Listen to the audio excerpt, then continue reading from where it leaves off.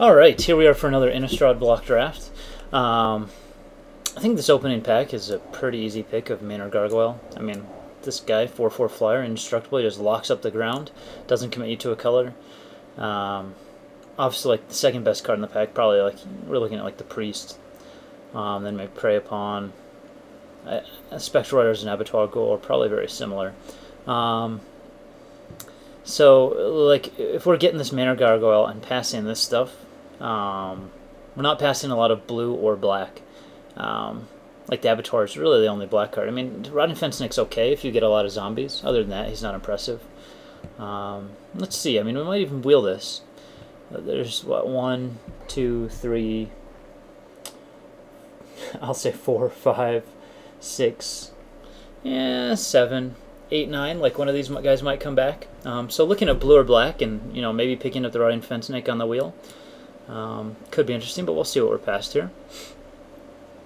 Well, I mean, we're going in the blue or black direction. Like, if we just passed a few white cards thinking that the person next to us is going to be a white, like Deadweight, probably still the best card in the pack, and a good pickup. I mean, they took not the flip card, not an uncommon or a rare unless there's a foil. And they left Deadweight, so maybe they took like a Brimstone Volley. I don't know the print runs or anything like that. Or a Claustrophobia or some good blue card. There's a lot of white here with the Throbbing Sentry and the Doom Traveler. And, I mean, we might wheel something like the Disciple, but since there's no other black cards in the pack, that's probably doubtful. I mean, maybe the Center Depth comes back too, but again, probably doubtful. But yeah, we're taking the Deadweight here and seeing where things go. I mean, Hauberk usually works best with stuff like Doom Traveler, but it's something to keep in mind, because Hauberk on like Maynard Gargoyle is pretty much a beating. Well, Rolling Trembler's okay, you know, depending on your deck and how you're drafting. But it commits us to red, and I'm not sure we want to move in that direction. Again, there's a rare and a common missing from this pack. No good red common, so it's still probable they took a Brimstone Volley. We could either go with Tribute to Hunger, which is pretty good, but I don't really like it with blue, with like Claustrophobia and things like that. Or we could just go into blue now and take the Moon Heron. I don't really think it's worth switching into blue, however, or we're switching into red for the Tumbler at this point. I think just taking the Tribute to Hunger and staying on a black and whatever comes to us plan is probably superior to anything else. And yeah, I doubt we're going to wheel anything from this pack.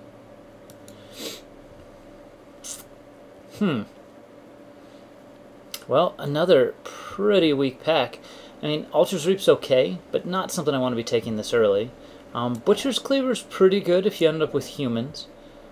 Dissipate, you know, decent, but again, do we really want to branch into another color? Fence Snake, also again decent if you end up getting enough zombies. I don't really like the Pry very much, and again, Riot Devils, those are kind of just vanilla creatures. I don't think we're... I mean, I guess we could go white if we see enough white coming back to us, especially if we end up taking the Butcher's Cleaver here, which I'm leaning towards. Because again, it doesn't commit us to another color, and we, you know, even if we're going blue or we're going white, we might end up with humans like Invisible Stalkers, Deranged Assistants, things like that. And if we go white, obviously, there's plenty of humans to pick from. So I think we're just going to take the Cleaver here and see... where it takes us. And wow, a Galvanic Juggernaut this late. This card's incredibly good, and again, it doesn't commit us to a color. I don't see any reason to take anything over it. I mean, Fortress Crab is clearly inferior to Juggernaut, though it works good at shutting down Juggernaut, but it also commits us to a color. Yeah, and there's no reason to take something like Traveler's Amulet or the Bitterheart Witch here over this. That's quite the gift at 5th pick. Interesting. We don't have anything to work with a Burning Vengeance yet, but it might be a good call. You'll notice that there's a decent amount of white, or Orchard Spirit and Outcast. Well, Outcast is kind of a vanilla creature. I mean, it's getting a little late for like Orchard Spirit. I wonder if just taking the Burning Vengeance here is fine. I mean, if we go a blue-black route, we could easily splash red for the Burning Vengeance. Nothing here really excites me. I mean, like, Unruly Mob is okay, but again, doesn't excite me. You've passed enough white. I don't really like going blue or black-green very much. I think just taking the Vengeance here and seeing what comes is the best bet. There's been like a bell ringer in every pack, which is interesting with stuff like Juggernaut. And with Cleaver, actually, but, I mean, I guess, like, Bump in the Night becomes a lot better when you have Burning Vengeance.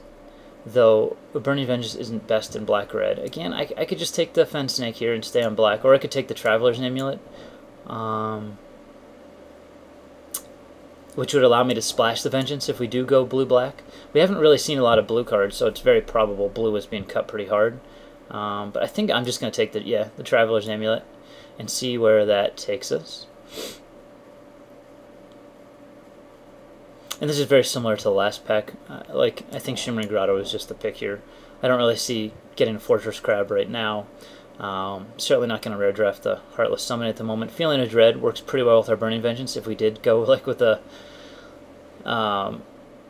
white-black type plan. However, in that case, we'd need a lot of access to mana, and we'd need like the Shimmering Grotto first. So I think just going with the Shimmering Grotto, and again, seeing where it takes us is fine. Well, in this pack, somebody took the Fen Snake over the Brain Weevil. We still have a Bell Ringer here, which is interesting.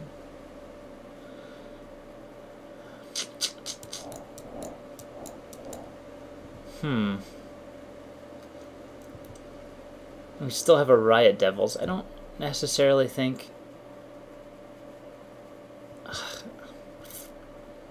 I'd be playing either. I mean, I guess I'm going to take the Riot Devils. It could even be that we go into blue-red and splash the Deadweight and the Tribute off the amulet in the Grotto. We'll just find out what happens, I guess, in the next pack. Here, while Hobberk is pretty cool with like Manor Gargoyle, even with Juggernaut, I don't think it's the best call for our deck right now, unless we're playing white. I'm just going to go ahead and take the other Riot Devils, since they're still here. And this works with our Burning Vengeance if we happen to go blue, so no reason not to take it right now. Interesting, a Fen Snake and a Pariah are left. I'm not, particularly impressed by either of them.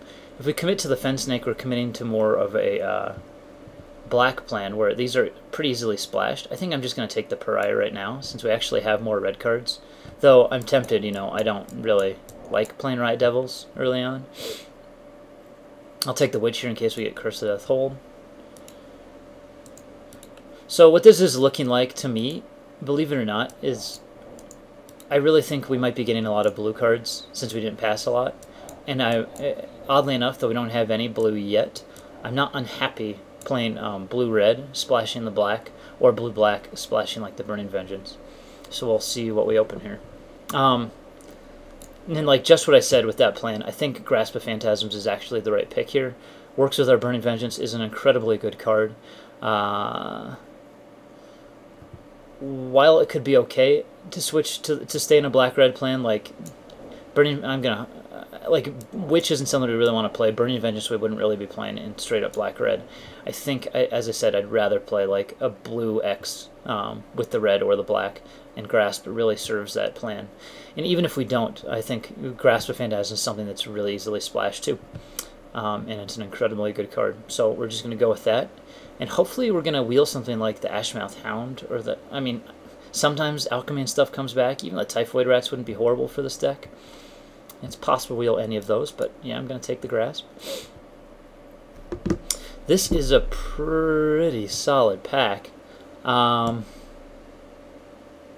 That's a lot of blue. I'm leaning toward just taking the Geist Flame since we have Burning Vengeance, and it is a good removal. And seeing 4 blue creatures means that one of these blue creatures is probably making the wheel. There's also the Rage Thrower and the Pyre, which we wouldn't be unhappy getting. So that's like 1, 2, 3, 4, 5, 6, 7, 8, 9 pretty solid cards. So it's very probable we wheel one of the 6 cards we'd be interested in. And I think Geist Flame, just as I said, works best since we have Burning Vengeance, and it's a very good, just straight up removal card. While these cards are certainly powerful, I think we're going to get one of them back. And Murder of Crows, well, we're rewarded for moving into blue. I think it's that much better than Armored Scav and the Heron that, yeah, I'm just going to scoop it up right here.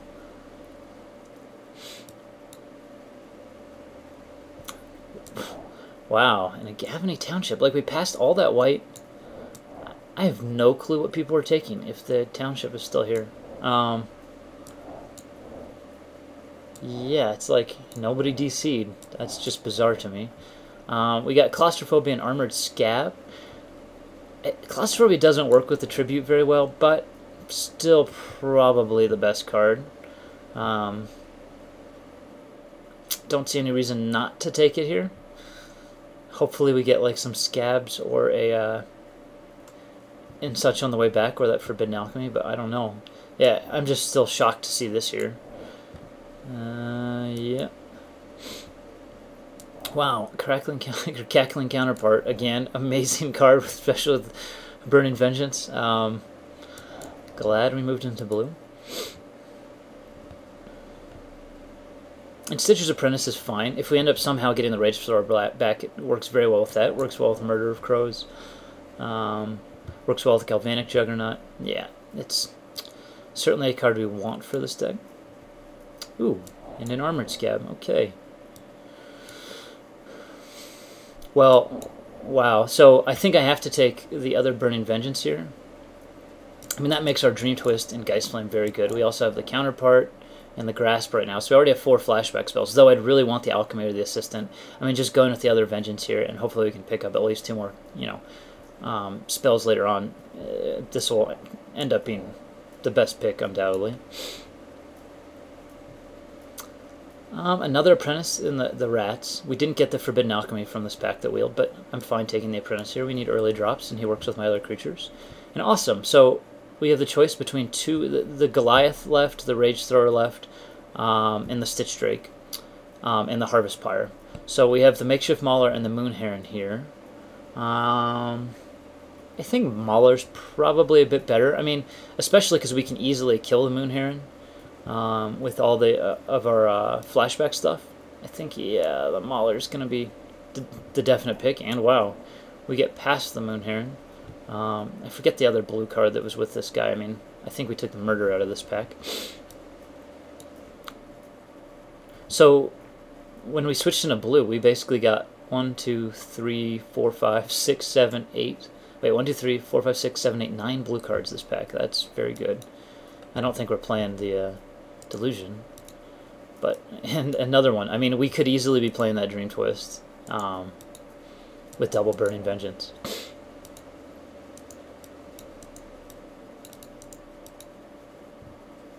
That was a very good pack for us, I would say.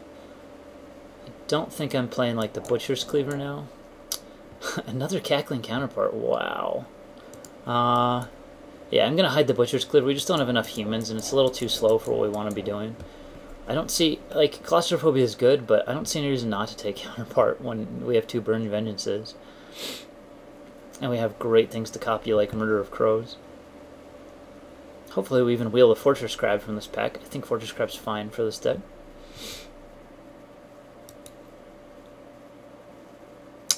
Interesting. Civilized Scholar or Galvanic Juggernaut. And there's a Moorland Haunt, but we're not.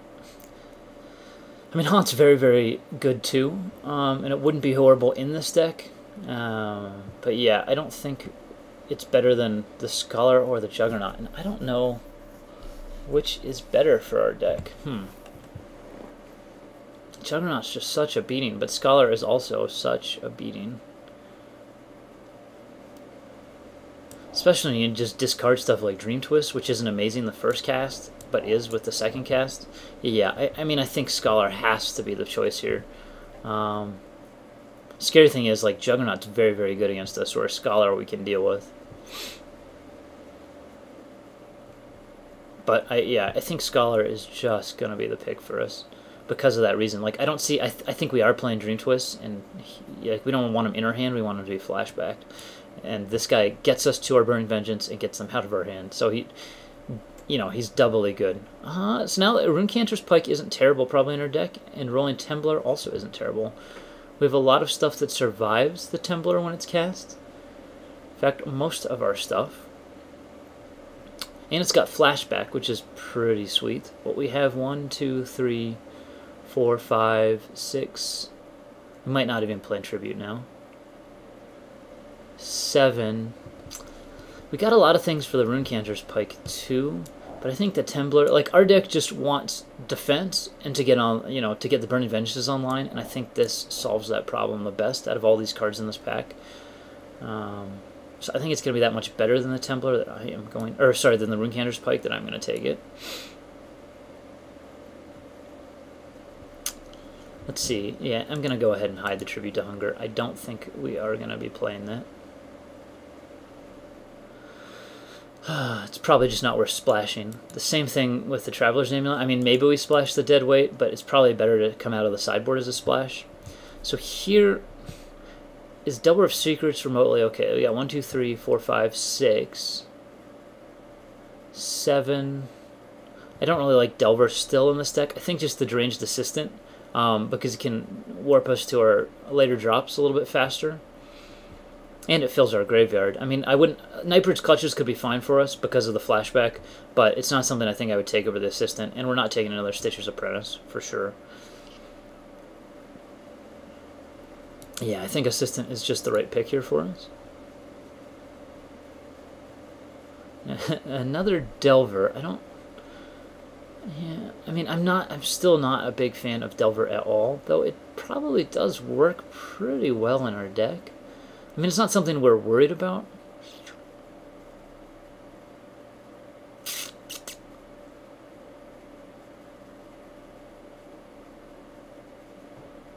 You could take the Scourgedad Cultist. I mean, this guy kind of works well with, like, the Temblor, too, because he can sacrifice himself or the other creatures before I cast the Temblor.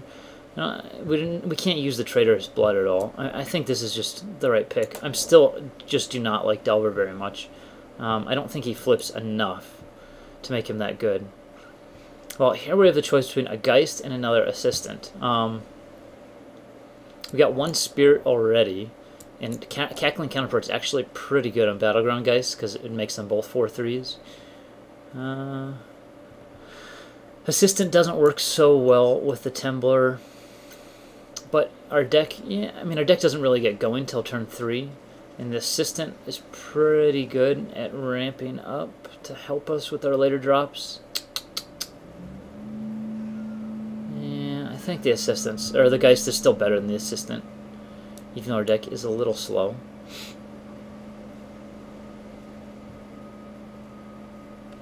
I think I'm just going to take the other Dream Twist here, though.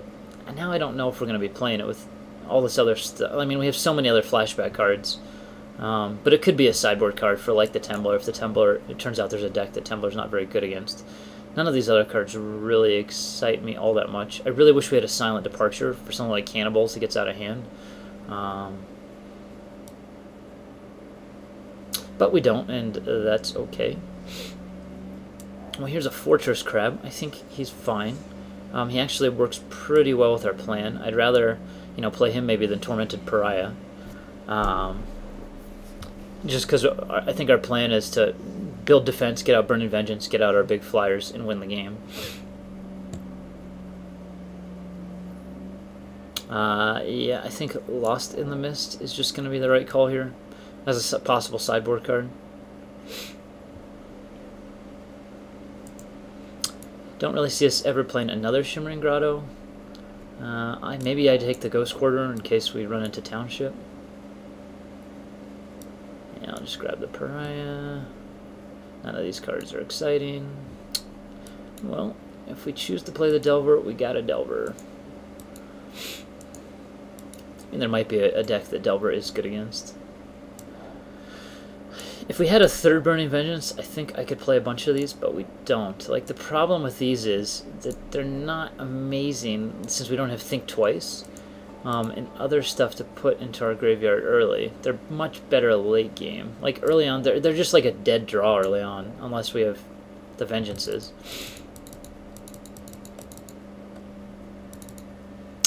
I'll throw the cards that we're probably, or most definitely playing first. I mean, it's going to look like we have a lot of... Yeah, so this right now is 23. We got a ton of creatures though, and I'm not playing. I don't have my Dream Twist in the deck yet. Again, I know we picked black early, but I don't think it's worth quite messing up our mana base to splash for those, since we have some double red and double blue. This requires, yeah, double blue in the flashback too.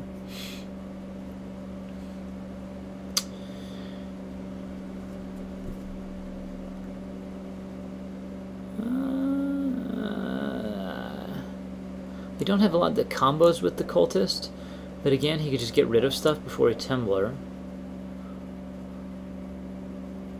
And he's okay at finishing people off in conjunction with like Burning Vengeance, but right now we have 1, 2, 3, 4, 5 flashback spells. I think I would like to get in 2 Dream Twists. And the cultist might actually be the guy that we sit for that, because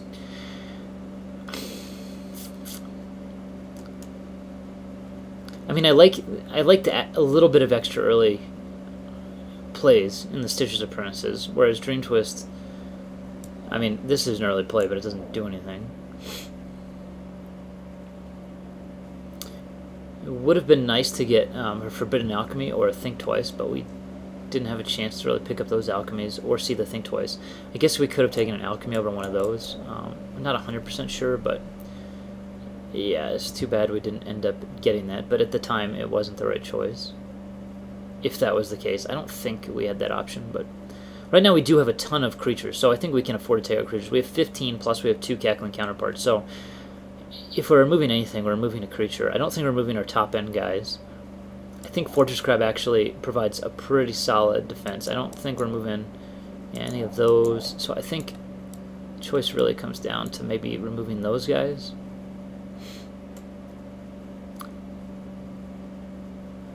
Though if we remove all the Riot Devils, Armored Scab is really the only thing we can set up defense for on turn 3. Deranged Assistant's pretty good at warping past that and giving us defense on turn 3 in terms of these 2 guys. I'm not really looking to, you know, cast Cackling Counterpart turn 3. Though casting Rolling Tembler turn 3 isn't horrible. And these guys live through Rolling Tembler, whereas these guys don't. It's kind of crazy, but yeah, I might get rid of Scourgestag Cultist. I mean, I just don't have a lot of extra stuff to sacrifice. Yeah. But he works well in conjunction with Vengeance, so that'd probably be stupid. Well, I think we get rid of one of those for a Dream Twist. Now we have 1, 2, 3, 4, 5, 6 flashback spells. I mean, maybe it's just correct to go with this.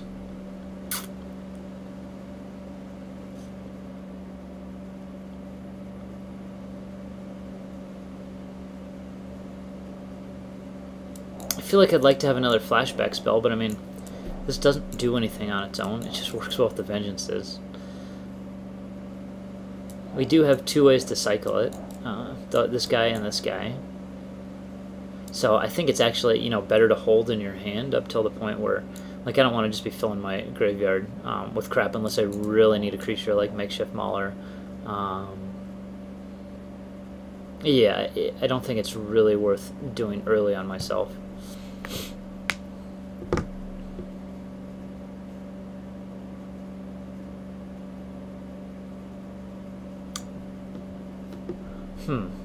Yeah, I'll try this and see if this works in terms of the balance of flashback spells. I'm not sure what the best balance is with 2 Burning Vengeances. I don't think we can do that. I think 10-7 is the best bet. I mean, we want to have red. You know, we want to get Burning Vengeance out before that. We don't have any extra card draw, so I think we just go 10-7. I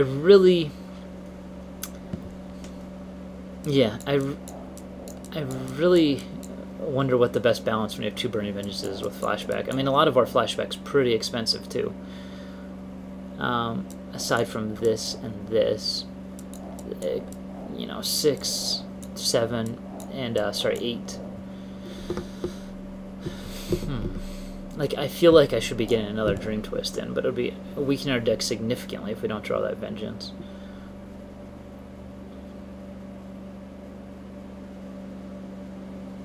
And if we took something out, it would make our early game so much worse.